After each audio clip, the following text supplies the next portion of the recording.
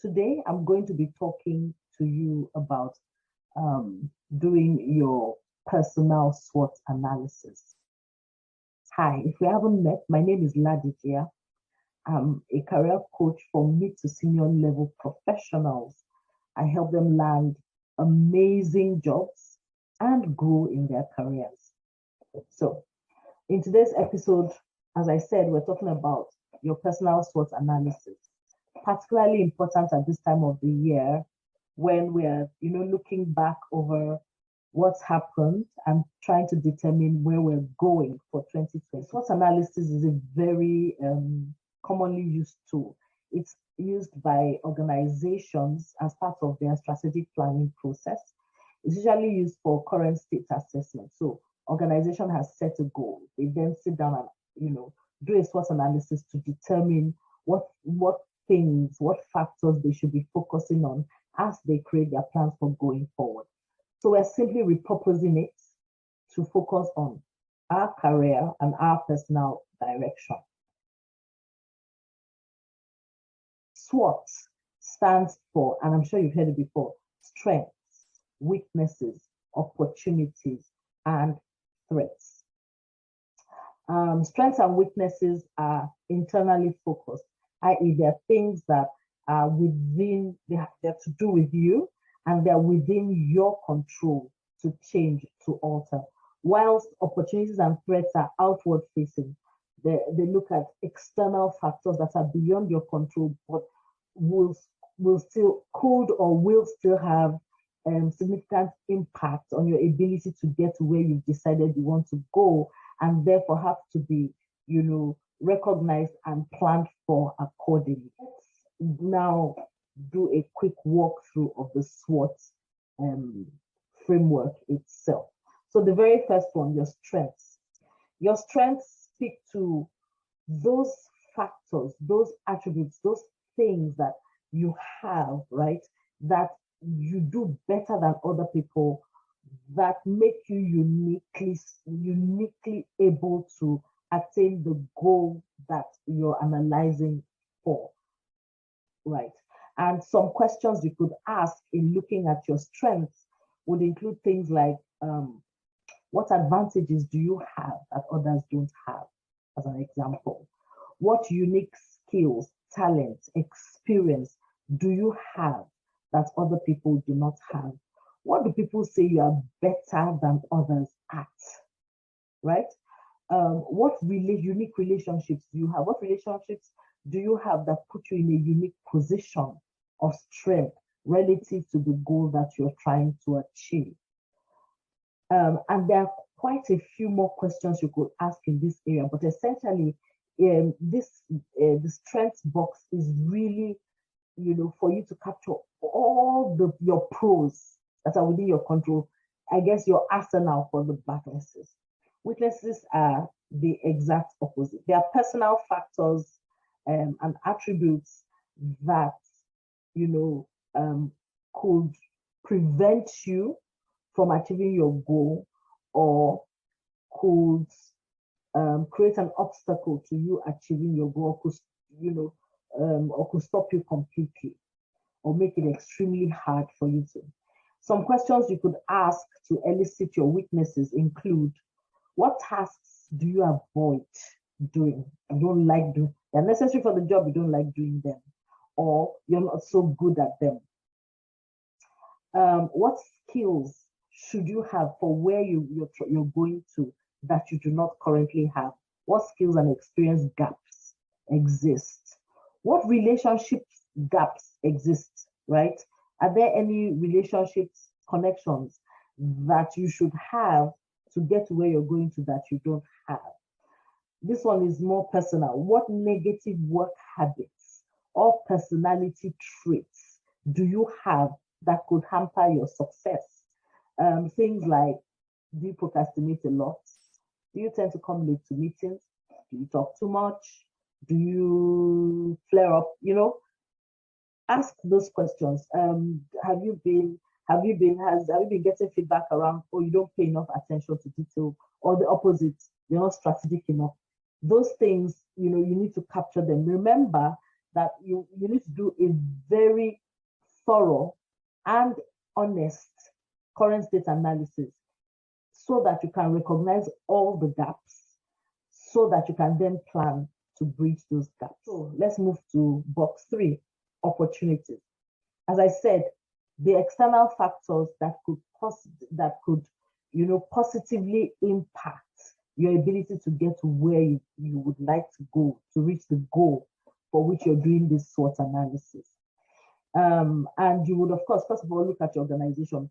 Are there opportunities? What opportunities exist, right, in your organization that will help you move in the direction that you're going?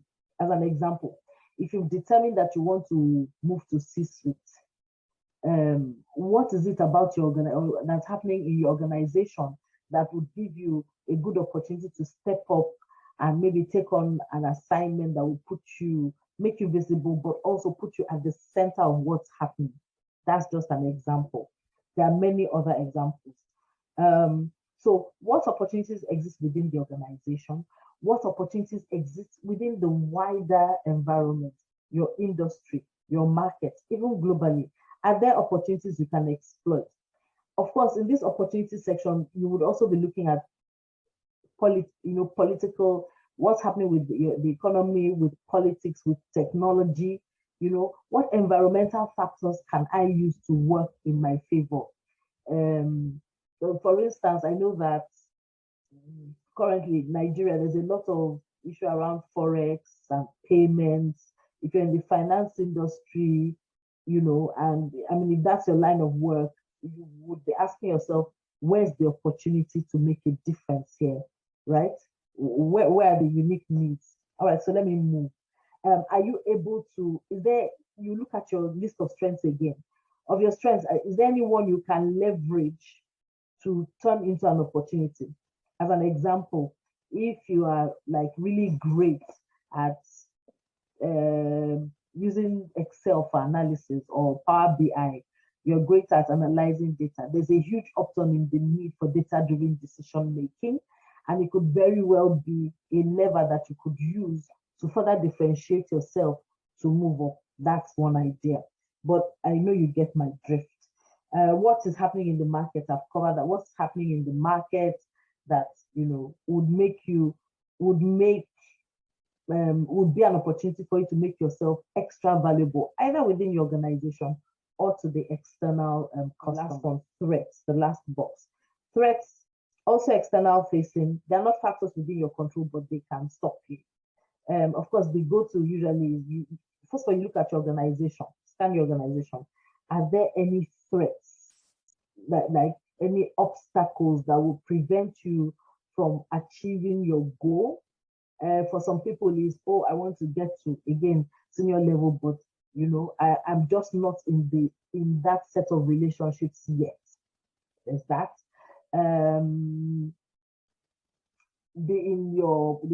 So you do your personal, politics, economics, social, technology. In all those, in the wider environment, are there any factors in any of those areas that could stop you from moving forward? Also, what problems could your weaknesses cause for you, right? So, and also, what's the competition doing? Both internally, who else is competing for this position I'm going for, right? But also externally to our business, what's the competition doing?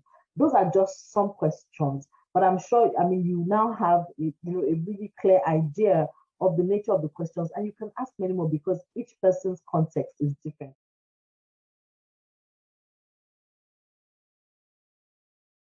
But the goal is, by the time you finish this exercise, right, you have a comprehensive list of factors, of strengths, of weaknesses, of opportunities, and of threats that then present you enough information to analyze, to get insights, and then start to think what goals. When you look at it, the goals you should set immediately start to jump out at you.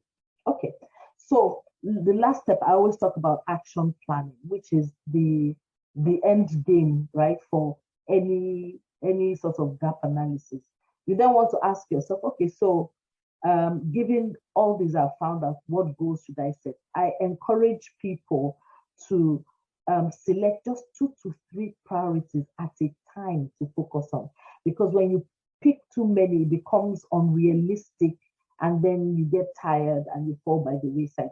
But if you prioritize ruthlessly and pick 2 or 3 that will make the most impact or that are most critical to the path you decide to pursue for 2022, pick them, create an action plan around them. Now remember that your goals must be SMART, specific, measurable, actionable, realistic, and timely. They must meet all of those criteria because, again, a poorly set goal usually leads to failure. All right, so I'll stop here. I hope you found it useful. As always, I will leave a link in the comments below to a blank SWOT analysis tool that has, the framework itself and questions that you can ask yourself as you think through, planning for your career, for your next step in your career. It's free. I'm not even asking for your email. The only thing I do ask is that you use it, and please give me feedback. How did you find the tool? What insights did you gain? How have you used it? The other thing I'm going to ask you to do is to please share this. Share, share the resources. If you're, and I mean, whatever platform you're on, if you're on Facebook, please like the page, like the post itself, and please share. If you're on LinkedIn, follow me, like this video, and share. If you're on Twitter, please like, comment, retweet. I think I've covered it. Yeah. So LinkedIn, Facebook, Twitter, and YouTube as well. Oh, YouTube, please, please, please. I'm still begging for subscribers. Please subscribe, set a reminder. I share content like this at least once a week. Yes, on most weeks. All right, so thank you for listening and see you next time. Bye.